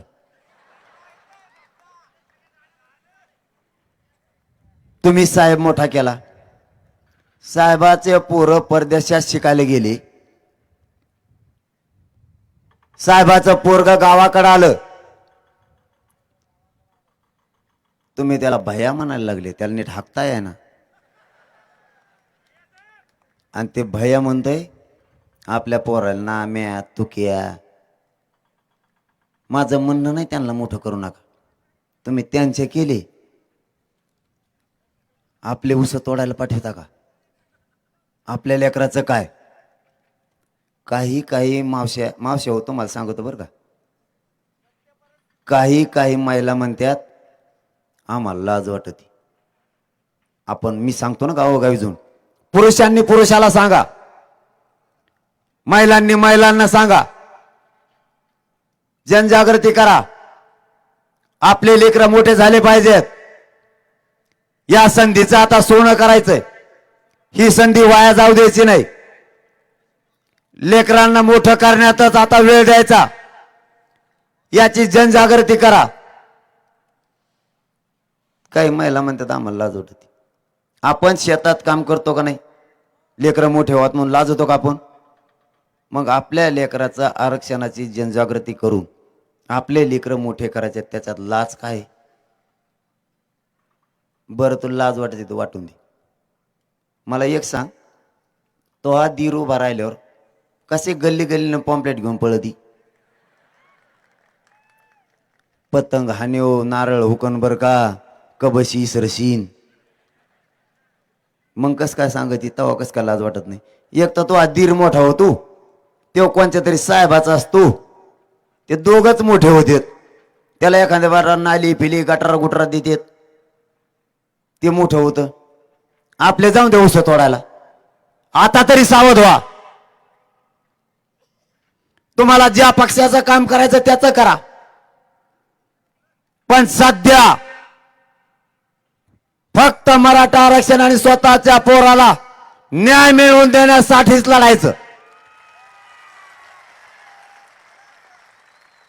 आमच्या भोकरदनला मराठ्यांच्या आपल्या लोकांनी महाराष्ट्रभर बोर्ड लावले होते, गावात येऊ नको म्हणून. आमच्या भोकरदनला एक बोर्डच फाडून टाकला. त्याला यायचं होतं गावात. आणि सरकार माझ्याकडे आलं. मुख्यमंत्री साहेबांनी आणि दोन्ही उपमुख्यमंत्री साहेबांनी सांगितलं 24 डिसेंबर पर्यंत वेळ द्या, तुम्ही उपोषण मागे घ्या. आपण समाजाला विचारून 24 डिसेंबर पर्यंत वेळ दिला. उपोषण मागे घेतलं आणि ते बंदी मराठा समाजानं घातली होती ती आपण स्थगित केली 24 डिसेंबर पर्यंत. पण बोर्ड तसेच राहिले. बोर्ड तसाच असल्यावर गावात यायला अडचण काय भाऊ? तू गाडी घेऊन गावात येऊ शकतो, तुला जिकडे हिंडायचं तिकडे हिंडू शकतो का? तसाच जर आला तर बोर्ड काय चावतो का तुला? नाही नाही, मला फाडून टाका, ते काढून टाका. त्याने फाडा ना, फाडाचे फाडा. आपल्या पोराला बी हाणलं बरं का. मी इतकं लांबचं कवा सहन नाही करीत. मी होतो त्या दिवशी हॉस्पिटलला आणि नेमकी मग त्याच दिवशी सुट्टी झाली. त्यांनी बोर्ड फाडला. आम्ही शांत राहिलो, कारण आरक्षणाचा 24 डिसेंबरचा विजयाचा क्षण जवळ आलाय. नको म्हणलं काय करायला, नंतर बघू. जर समजा त्या दिवशी आम्ही ठरविलं असतं आणि आमच्या जालन्याच्या SP साहेबाला कलेक्टर साहेबाला फोन केला असता, साहेब आम्हाला काहीच करायचं नाही, फक्त बोर्ड फाडणारचं घर कसलंय आम्हाला बघून यायचं. मी जर पाय जरी निघाला असतो तरी गप्पा मारित नाही, पण 5 लाख पोरं मागं चालले असते. नुसतं धुराळ्याने तिथं घर उडून गेलं असतं बा. पण म्हणलं नको, आरक्षणाचा दिवस जवळ आलाय. तू आमचे पॉम्पलेट फाडी. तू मराठ्यानं जर मनावर घेतलं तर बन्याला सकट चड्डी सकट फाडी देन तुला. मराठ्यांनी मनावर घेतलं तर आयुष्यभर तुला गुलाल लागू देणार नाही, तुला ऊसच तोडायला जावं लागत. पण शांत राहिलो. मला माहिती आहे एकदा आरक्षण मिळाल्यावर मला काही काम नाही, तेव्हा बी कुठं जाणार नाही. दोघं एकाच गल्लीत आहेत, बघू. तो आमच्या लेकराच्या अंगावर हात टाकला ना, पुढं बघू. सध्या आम्हाला आरक्षण त्याच्यावर फोकस करायचा आहे. तुम्हाला पुन्हा एकदा जाताना विनंती करतो, मायबापा हो, अशी संधी येणार नाही. या संधीचं सोनं करा. आपल्या लेकरांनी खूप त्रास भोगलाय. आता पत्र मिळायला लागलेत. आता आत्महत्या करू नका. 2-3 कामं सांभाळा. 1, सगळ्यांनी आंदोलन शांततेत करायचं, कोणी जाळपोळ उद्रेक करायचा नाही. 2, मराठ्यांच्या एकाही पोरानं मराठा आरक्षणासाठी आत्महत्या करायची नाही. जर पोरच मरायला लागले तर आरक्षण घ्यायचं कोणाला आणि ते द्यायचं कोणाला? आपली संख्या वाढली पाहिजे. मला तुमची गरज आहे. माझ्या खांद्याला खांदा लावून लढणारे तुम्ही मला पाहिजेत. जर लढणारे संपायला लागले तर मी कोणाच्या बळावर लढू? मी तिथं तुमच्या ताकदीवर जीवाची बाजी लावून बसतोय. मी या मराठ्यांच्या लेकराला न्याय मिळावा म्हणून मरायलाही भेट नाही आणि इंचभर मागही सरकत नाही. मला तुमची गरज आहे. आता आरक्षण मिळायला लागलंय. तुम्ही आत्महत्या करू नका. आपलं कुटुंब उघड्यावर पडतंय.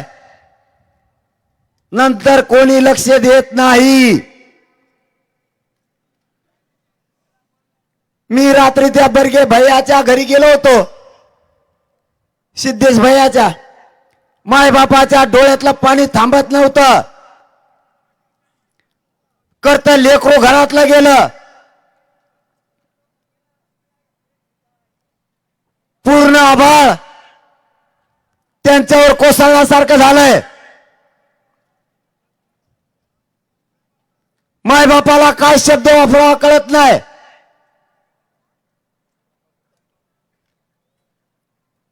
काय अडचण आहे तिकडे कोपऱ्यात नाही ना?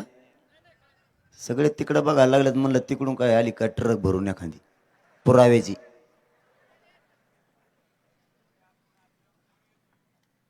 लेकराला सांभाळा.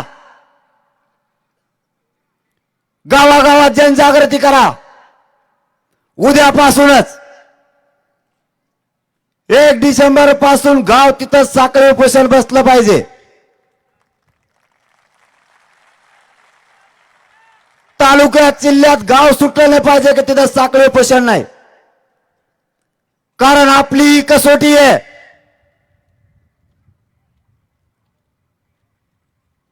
आपल्याला एवढ्या वेळेस मराठा समाजाच्या लेकराच्या पदरात हे आरक्षणाचं पुण्याचं दान टाकायचंय. एकजूट राहा, शक्ती वाढवा.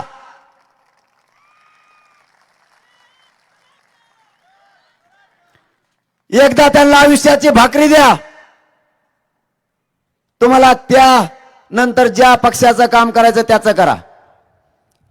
या सांस्कृतिक पुण्याच्या नगरीतून मी सगळ्या पक्षातील मराठा नेत्याला आव्हान करतो.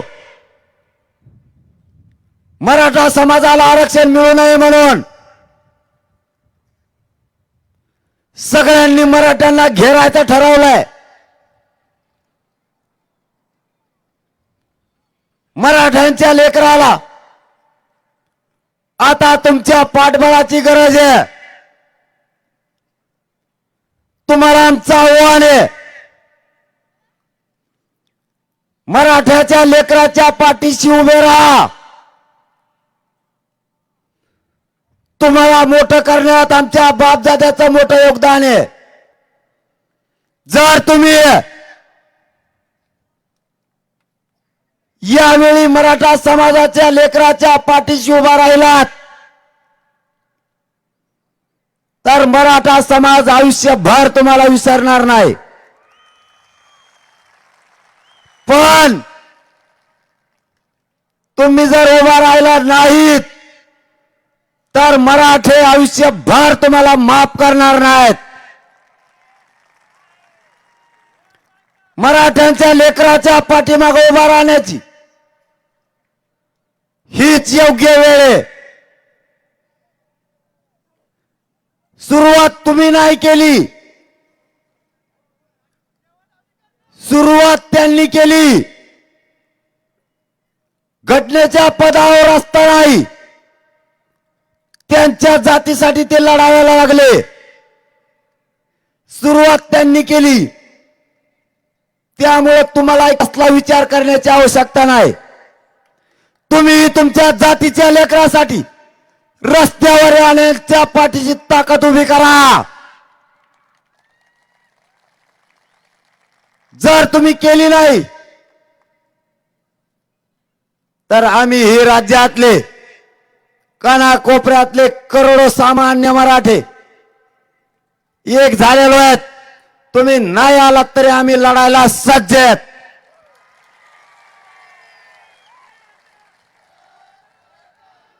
आम्हाला तुम्हाला हाक द्यायची होती, ती हाक आम्ही तुम्हाला दिली.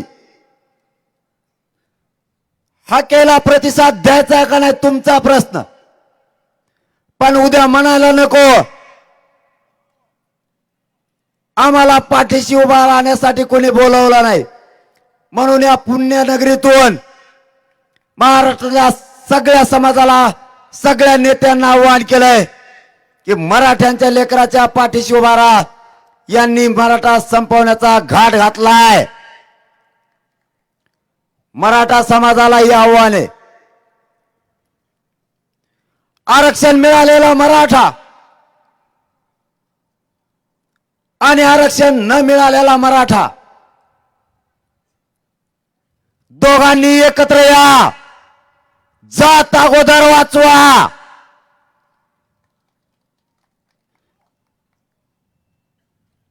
जर आरक्षण असलेले मराठे संपले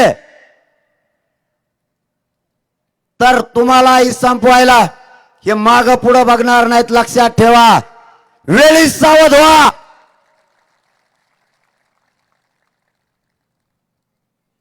आपल्याला ही लढाई जिंकायची. काही झालं तरी हरकत नाही. फक्त सांगितलेलं लक्षात ठेवा.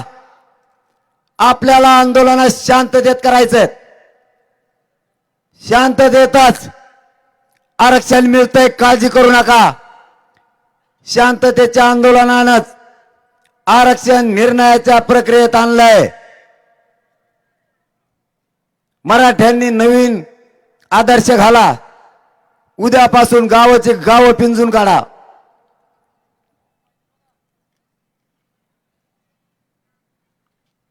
मावशा हो, यांना एक काम लावा. मी हळूच बोललो, तुम्ही टपाटपाच वर बघतात. यांना एक काम लावा. आता मला माहिती आहे तुमच्या पुढं नाही तर यांना एक काम लावा उद्यापासून. अगोदर यांना पहिले इचिरी जा. सकाळी घरातून बाहेर पडली तुम्ही कुठं चाललात हे जर म्हणले, साहेबाचा भया आलोय तिकडं चाललोय, यांचं टंगड बांधून घरात ठेवा. यांना साहेबाचा भया मरू दे म्हणा तिकडं. जरशी त्याला हिंडून ती समुद्रात तिकडं, इकडं आपला आरक्षणाचा बघा. लेकराला न्याय द्यायचा अगोदर, नंतर बघू म्हणा बाकीचे कुठाने. दुसरं, यांना गावागावात जनजागृती करायला पाठवा. गावागावात हे जर नाही गेले, यांच्या भाकरी बंद करा. तुम्हाला काय करायचं, मी आहे ना तुमचा भाऊ तुमच्या माग. मी त्यांना सुधरून देणार, यांना तर जुळवून देणार नाही, त्याची काळजीच तुम्ही करू नका. कारण इथं हित घराघरातल्या प्रत्येकाच्या लेकराचं आहे ना, तुमच्या ना माझ्या. महाराष्ट्रातल्या घराघरातल्या मराठ्यांच्या लेकरांचं इथं कल्याण होणार आहे. ते मोठे होणार आहेत. म्हणून एकजूट करा. काही करून आपल्याला ही लढाई जिंकायची. आता तुम्हाला आपल्याला ही लढाई जिंकायची. 70% आपण ही लढाई जिंकत आणली, थोडी राहिली. सरकार ही रात्रंदिवस काम करतंय. आपल्याला 100% आशा आहे मुख्यमंत्री आणि सरकार मराठ्यांना आरक्षणच देणार, कारण वेळ त्यांनी घेतलाय. जर 24 डिसेंबर पर्यंत यांनी नाही दिलं तर त्यानंतर मराठा समाजाची बैठक घेऊन पुढचं आंदोलनाची दिशा तुम्हाला ठरवून सांगण्यात येईल, पुढं काय करायचं. पण दम धरा. आपल्याला दमत नाही बघा. संयम धरा. दम नाही. आता मला बी नाही म्हणा तर मी तुम्हाला काय सांगा, पण धरा आता एवढी बार. काय करता, लेकराचं कल्याण होणार आहे आपल्या. दम धरा. आपल्या तर काही काही म्हणतात मग 25च्या नंतर काय करायचं, लगेच सांगा मला तयारी करायची. काय तयारी करतो, दम धर ना. आपण थोडं दम धरा, संयम राखा. कारण हे 2-3 टप्प्यात पाडल्यामुळं आरक्षण निर्णयाच्या प्रक्रियेत आलंय. आणि त्यांना मी काय मेळ लागून द्या ना. तुम्हाला खरं सांगतोय बरं का. मी एकाएकीच म्हणतो तिकडं नाशिकला चाललो आणि एकाएकीच मी पुण्याकडे येतो. आणि ते म्हणले तिकडे जायचं म्हणलं इकडे कोणकडे गेलंय, कारण त्यांनी 70 वर्ष आपल्याला मेळ लागून दिला का. मग आता आपण गनिमे काव्य छत्रपती शिवरायांचे वापरायचे, आपण मेळ नाही लागू द्यायचा. त्यामुळे जरा संयम धरा, तिथून पुढे बघू काय काय करायचंय. पुन्हा जाताना एकदा सांगतो, एकजूट वाढवा. घराघरातला मराठा जागा झाला पाहिजे, घराघरातली माता माऊली जागी झाली पाहिजे. एवढ्या वेळेस मराठा समाजाच्या लेकराच्या पदरात या आरक्षणाचं पुण्याचं दान टाकू लागा आणि मराठ्यांच्या लेकराला आयुष्याची भाकरी द्या, हीच विनंती करायला मी तुमच्याकडे आलो होतो आणि आशीर्वाद घ्यायला आलो होतो. जाता जाता तुम्हाला एक शब्द देतो, तुमचा मुलगा आणि भाऊ म्हणून तुम्हाला शब्द देतो, मेलो तरी चालल पण मराठा आरक्षण घेतल्याशिवाय हा तुमचा मुलगा 1 इंचही माग हटणार नाही, हा शब्द देतो आणि थांबतो. जय जिजाऊ, जय शिवराय.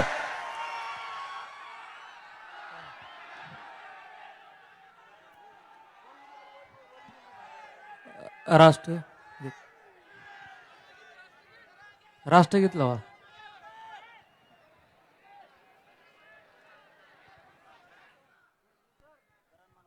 जनगणमन अधिनायक जय हे भारत भाग्य विधाता.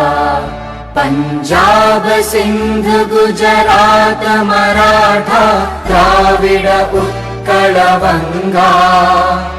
विंध्य हिमाचल यमुना गंगा उच्चल जलधि तरंगा.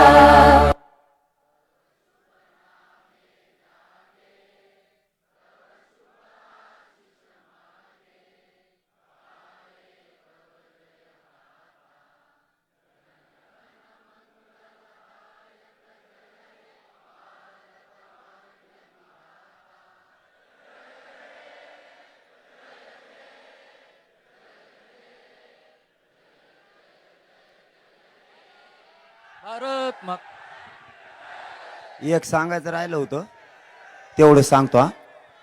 बोलता बोलता राहून गेलो. कोणाकोणाला आरक्षण पाहिजे त्यांनी वर हात करा. हे तुमचं विराट रूप एकदा राज्याला मीडियाच्या माध्यमातून दिसू द्या. मीडियाच्या बांधवांना विनंती आहे की हे उसळलेलं पुण्यातलं विराट रूप सरकारला दाखवा की माझ्या लेकराला गोरगरिबांना न्याय द्या. हे विराट रूप या कॅमेऱ्यामध्ये सुद्धा कैद होत नाही. मराठ्यांना आरक्षण पाहिजे, ते घेतल्याशिवाय सुट्टी नाही. सरकारनं हे वादळाकडं गांभीर्याने लक्ष द्यावं आणि मराठ्यांना आरक्षण द्यावं. पूर्ण राज्य आज पुण्यातल्या या सभेला बघतंय, मीडियाच्या लाईव्हच्या माध्यमातून. बांधवांनो, एकजूट राहा, एकजूट अशीच ठेवा.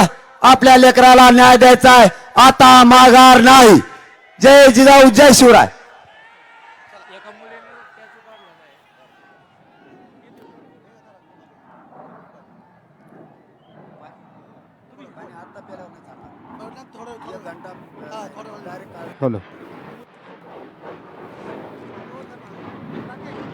सर्वांना नम्रतेची विनंती आहे, सर्वांना नम्रतेची विनंती आहे. आपल्याजवळ पाण्याच्या बाटल्या आणि बिस्किटं ठेवलेली आहेत, ती सर्वांनी सोबत घेऊन जायचं. केल्याबद्दल धन्यवाद. खराडी, चंदनगर, वडगाव शरी, वाघोली, लोहगाव, आवळवाडी, मांजरी, मुंडवा, केशवनगर, हडपसर हे सर्वांचं मनपूर्वक आभार. पाण्याच्या बाटल्या इतरत्र कुठेही टाकायच्या नाही. आपल्या खिशामध्ये मोकळ्याही बाटल्या घेऊन जायच्या आहेत. कचरा कुठेही आपण ठेवायचा नाही. आपल्याला मनापासून विनंती आहे. येरावडा.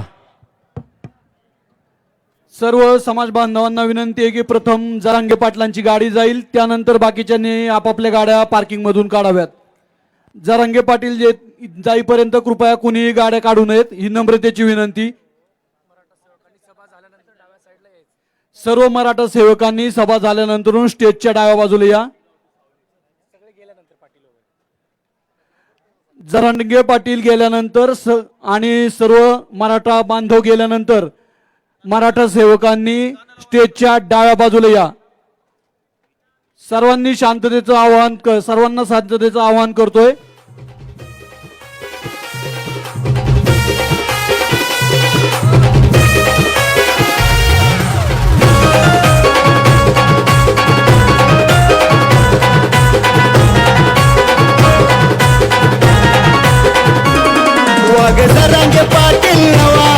मराठात जन्मला छावा वाघ जरांगे पाटील नवा मराठात जन्मला छावा.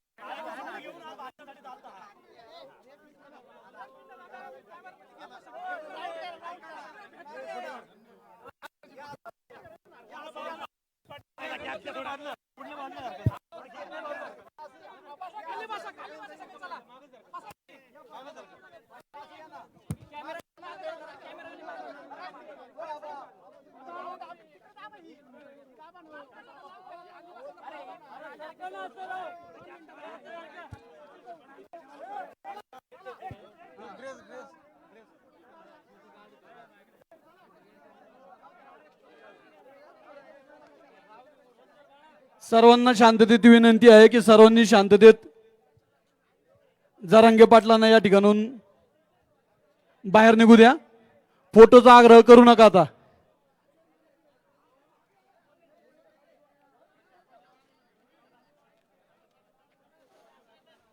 अतिशय उत्कृष्ट कार्यक्रम या ठिकाणी खराडी, चंदननगर, वडगाव शेरी, वाघोली, केसनन, लोहगाव सर्व पंचकृषीतील युवा कार्यकर्त्यांनी या ठिकाणी अतिशय चांगला कार्यक्रम झालेला आहे.